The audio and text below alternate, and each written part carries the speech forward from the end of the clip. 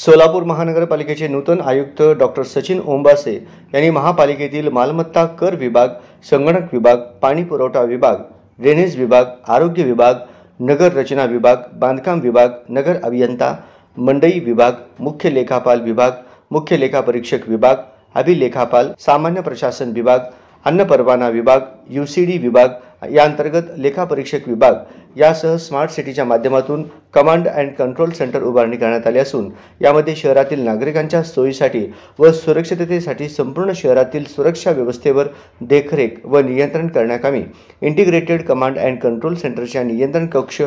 घंटागाडी, route map, शहरातील CCTV, सुरक्षा यंत्रणा, पाणी पुरवठा वितरण, एलईडी दिवे, कचरा संकलन केंद्रांच्या गाड्या, पाणी पुरवठा वितरण प्रणाली व स्काड प्रणाली, ड्रेनेज, अग्निशमन विभाग, आपत्ती व्यवस्थापन आदी संदर्भात माहिती घेतली।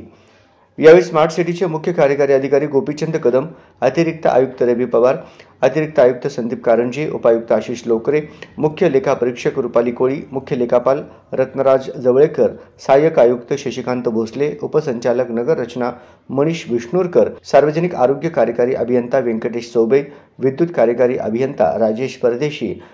अंतर्गत लेखापरीक्षक राहुल कुलकर्णी, संगणक विभाग प्रमुख स्नेहल चपळगावकर, प्रकाश दिवाणजी, रामचंद्र पेंटर, तपन डंके, कामगार कल्याण अधिकारी ओमप्रकाश वाघमारे आदी मान्यवर उपस्थित होते।